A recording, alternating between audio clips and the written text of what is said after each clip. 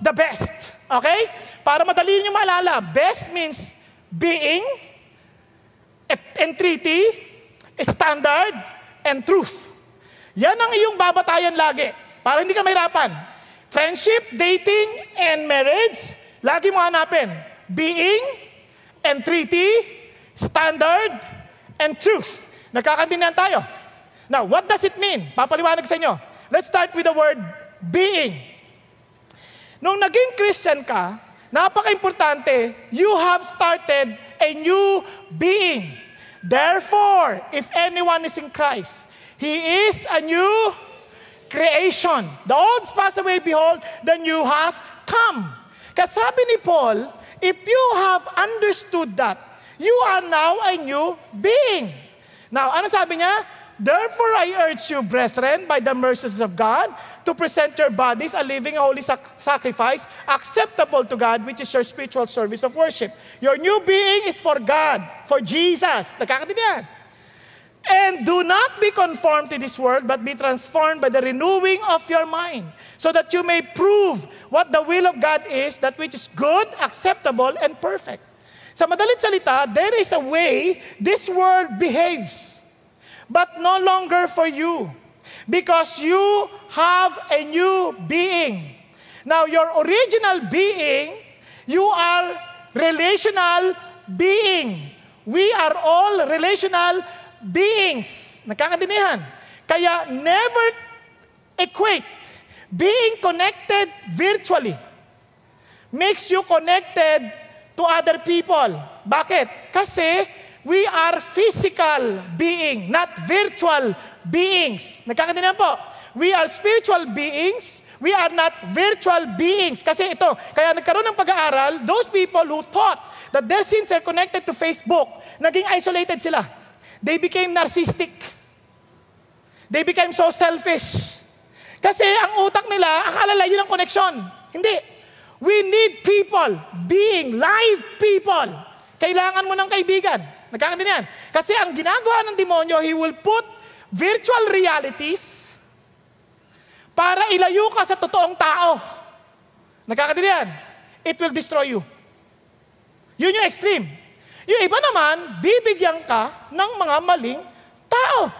Kaya nga, there are friendship necessary. Ngayon, si June Hunt, nagbigay siya ng napakagandang different levels of friendship.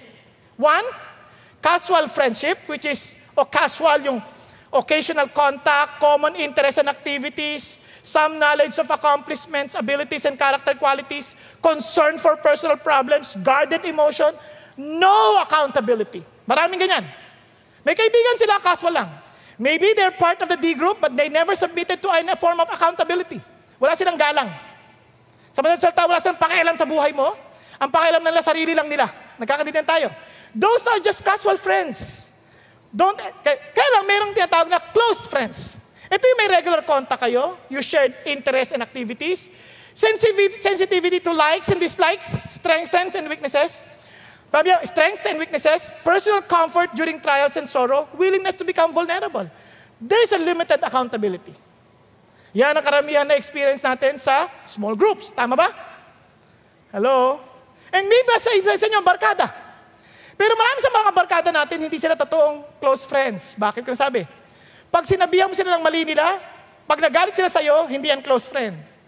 Yan ay closed friend. Nagkakaintindihan, saradong kaibigan, hindi ka welcome. Welcome ka lang nila dahil may pakinabang sila sa'yo. Pero kung wala silang pakinabang sa'yo, hindi ka nila. Kaya mga magulang, ito tinuturo natin sa mga anak natin. Now, listen. Pero meron pang isang level ng friendship. Yung committed friendship. Committed of quality time to be together. Merong mutual values and life goals. Maliwanag ang mission, maliwanag ang vision. Freedom to help correct character flaws. Personal involvement in defending reputation. They take the risk of transparency. Di sila nahihiya. They open up. They have mutual commitment with sacrificial love. Yun yung level. Alam niyo bang ginawa ni Jesus yun? Look at Jesus. He has casual friends, tax collectors and other sinners. He has close friends, the 8 of the 12. But he has committed friends. Ito yung si Peter, James, and John. Ito yung mga taong pwede siyang i-rebuke, pwede siyang sabihan, Hindi ko sinasabing si Jesus worthy of rebuke. Bakit? Pero he was being rebuked ni Peter. Naalala niyo ba yun? Forbid that these things will happen to you. Tama? And dahil si Jesus is a committed friend, ano sabi niya?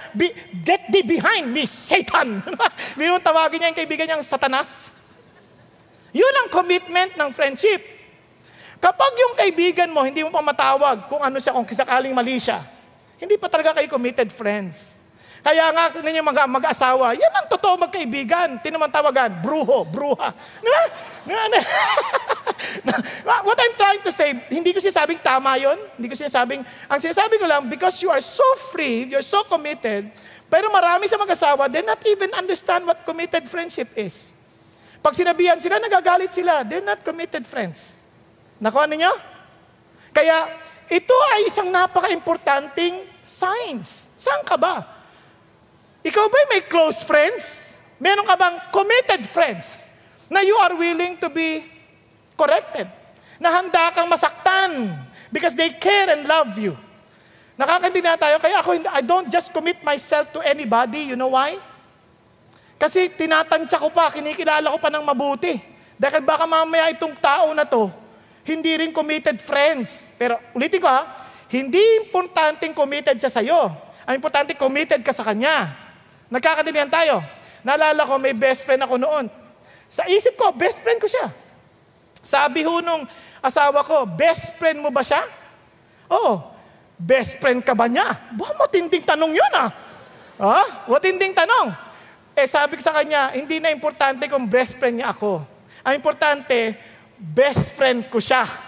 Nakuha niyo? Kasi it's about your being. Sino ka? Kilalang ba kung sino ka? It's not about them. It's about you. Kasi nga, pipili ka ng kaibigan based on who you are. Tama ba? Ngayon, ano sabi? True enough, that guy betrayed me. That guy destroyed my name.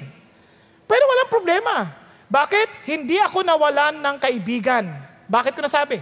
Nawalan ako ng huwad na kaibigan.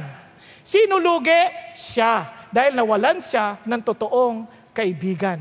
Okay ba yan? Pakisabi sa tabi mo, maging totoo kang kaibigan.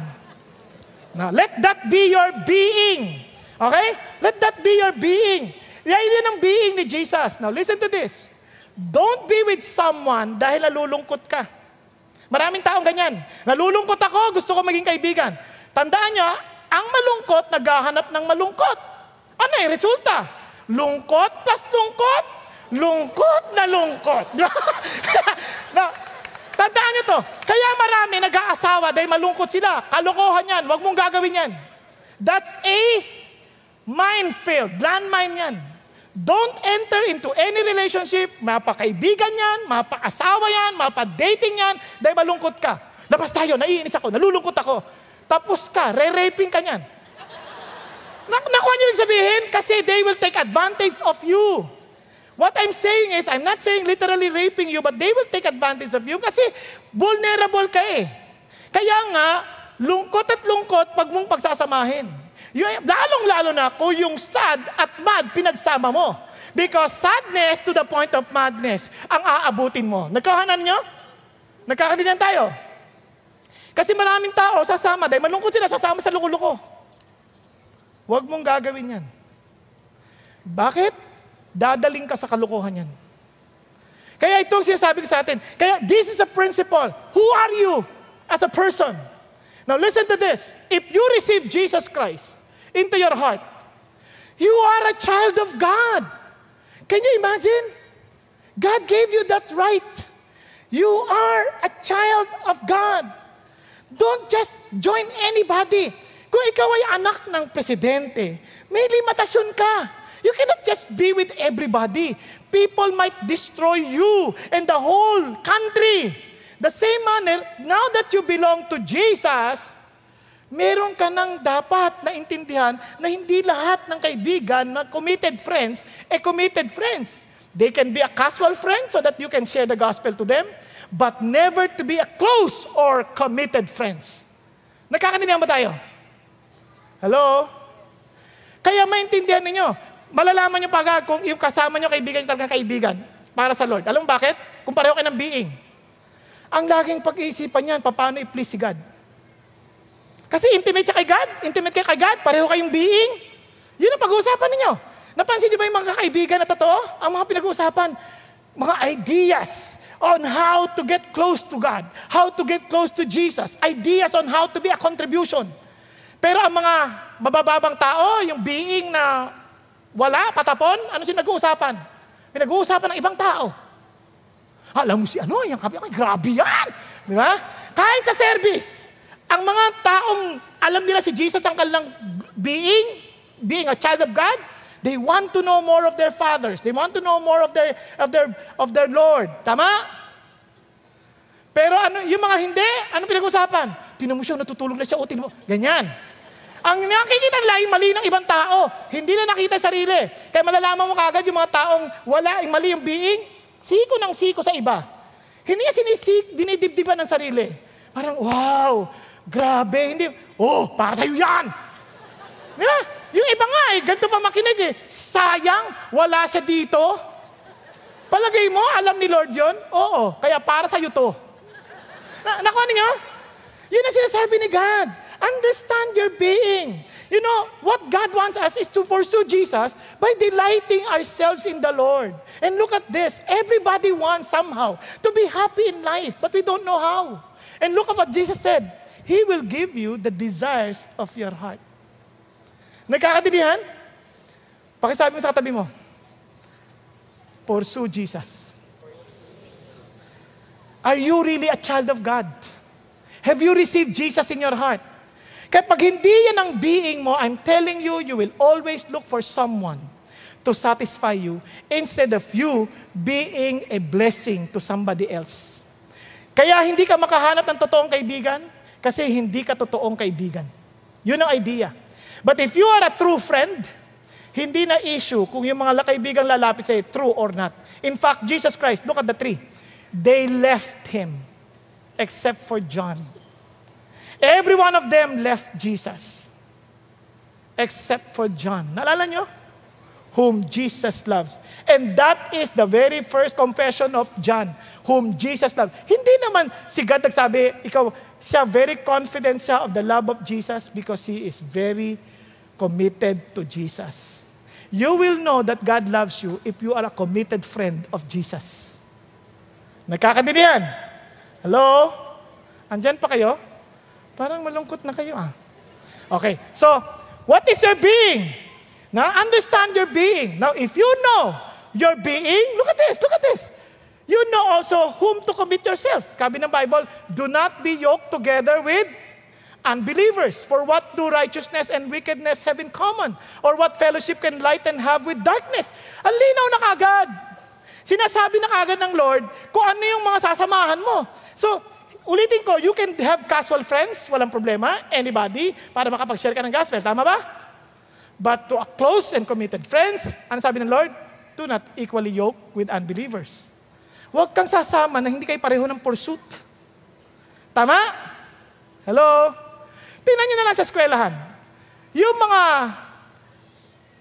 mga scholars, sila rin nagsasama-sama. Napansin nyo ba yun? Alam ko kasi kasama ko. Hindi. No. Sila rin. Bakit? Kasi nga, minsan, gusto nila lahat mag-top. Pero alam nyo, most of them, hindi sila committed to one another. You know why? They are in competition to one another. Nakakatuwa.